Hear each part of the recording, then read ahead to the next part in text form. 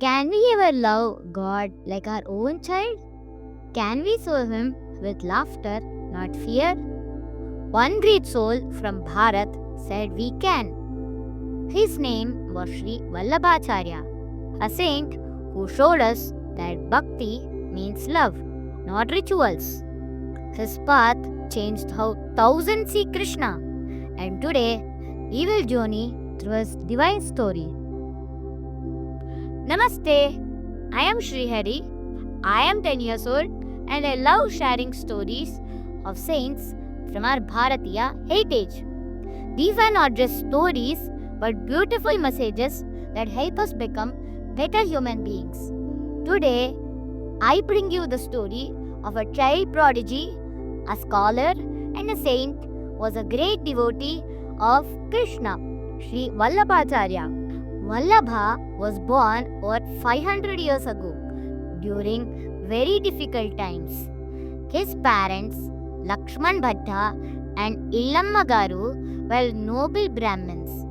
Once they were traveling during Muslim invasions, and in a forest near Champaran, Bihar, his mother gave birth to a premature baby. Thinking the child was stillborn, they placed him under a tree and walked away, heartbroken. But a divine miracle happened. A glowing form appeared and the baby cried. His parents returned and wept with joy. They named him Vallabha. His life was blessed from the very beginning. As a child, Vallabha was extremely intelligent. By the age of 5, he had mastered Sanskrit. At 11, he began traveling with his father. At 12, in the famous court of Vijayanagara under King Krishnadevaraya, Vallabhacharya won a grand debate against many scholars and was given the title Vishnu Chitta, the one whose mind rests in Vishnu. He didn't seek fame or power.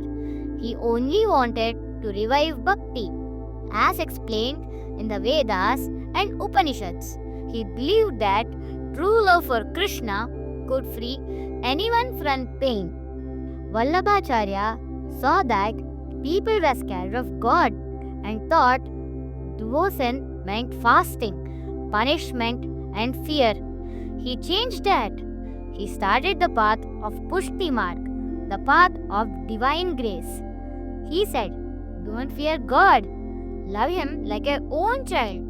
That's why, in his tradition, Krishna was worshipped not as a strict ruler, but as a sweet little child, Gopala. You bath him, feed him, sing to him, and play with him, just like a loving mother. Once, the idol of Srinathji, a form of Krishna, was found on Mount Govardhan. Vallabhacharya realized that it was a living form of God. He brought the idol to Nathdwara, where even today thousands visit the temple every day. There, Krishna is treated like a king child.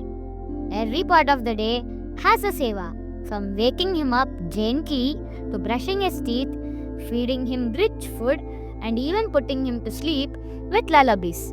It is not duty, it's pure love.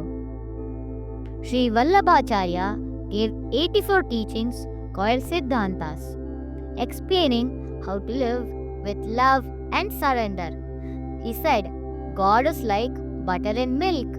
He's always there, but you need love to bring him out. He composed beautiful works like Shorasha Grantha and explained difficult philosophies in simple words. He taught us that everyone, not just monks, can reach God if they live with devotion. After spreading the message of bhakti across Bharat, Sri Vallabhacharya slowly withdrew from public life. In Varanasi, he performed his last prayers, entered a cave near Hanuman Ghat, and was never seen again. People believe he attained Krishna's lotus feet. Even today, the Vallabha Sampradaya continues with devotion seva, and love. The path he gave still brings joy to millions. Sri Vallabhacharya taught us love is the true form of bhakti. Treat God like a beloved family member. Offer Him your heart, not your fear. Spirituality for everyone, even children like me. Thank you for listening to this beautiful story of Sri Vallabhacharya. If you liked it, please like this video, share it with your family and friends, and subscribe to our channel Guru Krupalahari 24. Let us keep celebrating our culture, our gurus, and our bhakti through these stories. Jai Shri Krishna.